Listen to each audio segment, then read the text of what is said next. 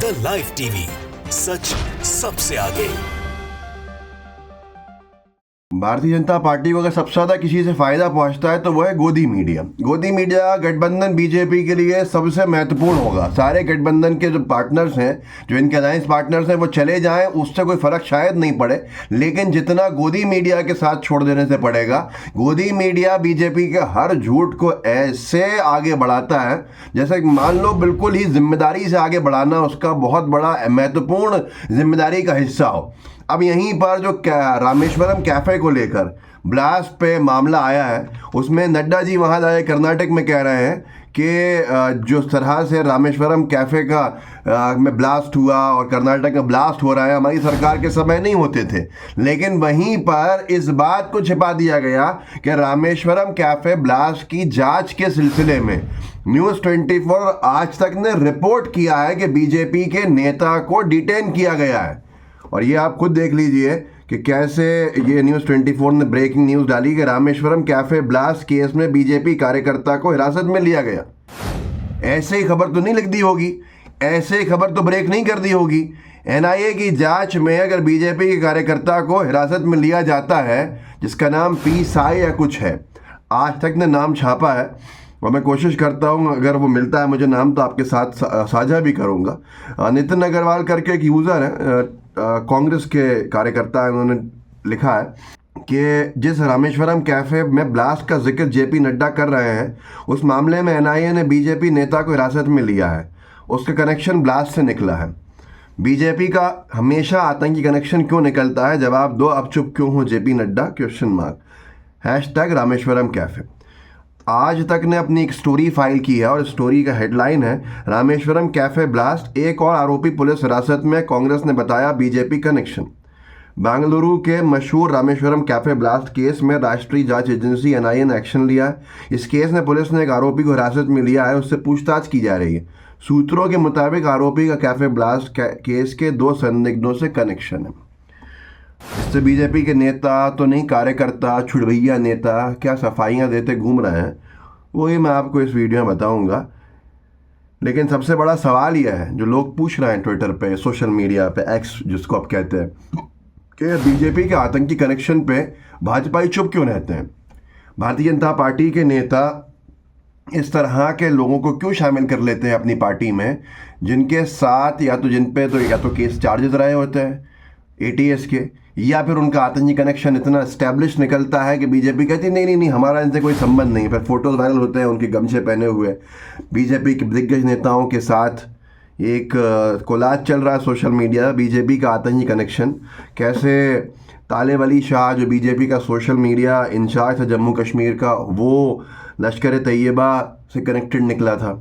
BJP की बहुत किरकिरी हुई। अभी संजय सरोज को बीजेपी के सांसद और वहीं के प्रत्याशी जो थे उन्होंने गमछा पहना के स्वागत किया मंच पे बीजेपी के कार्यकर्ताओं के साथ। वो संजय सरोज जिसको एटीएस ने यानी एंटी टेरर स्क्वाड ने 2019 में या 18 में पकड़ा था, अरेस्ट किया था, जेल भेजा था। टेरर फंडिंग के चार्जेस हैं उसके ऊपर। आतंकी संगठन जो होते हैं उनके लिए फंडिंग का काम कर रहा था, उसमें संजय सरोज पकड़ा गया था कि आतंकवादी से कम है ये। एटीएस ने चार्जशीट में उसका नाम लिया, उसको गिरफ्तार किया गया। उस संजय सरोज को इस आतंकी कनेक्शन की वजह से समाजवादी पार्टी ने टिकट नहीं दिया और बीजेपी ने गमछा पहना के स्वागत कर लिया अपनी पार्टी में। और अब ये साई प्रसाद नाम है, साई प्रसाद जो बीजेपी नेता है उसको उसको एनआईए ने डिटेन किया।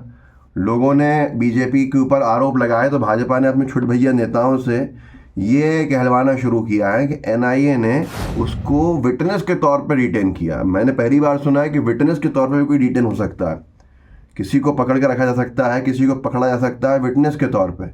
हैरानी की बात है।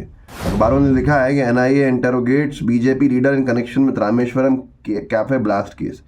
इंटरोगेट करते हैं कि अगर किसी को विटनेस के तौर पर लेके जाते हैं का तो बयान दर्ज होता चला जाता है।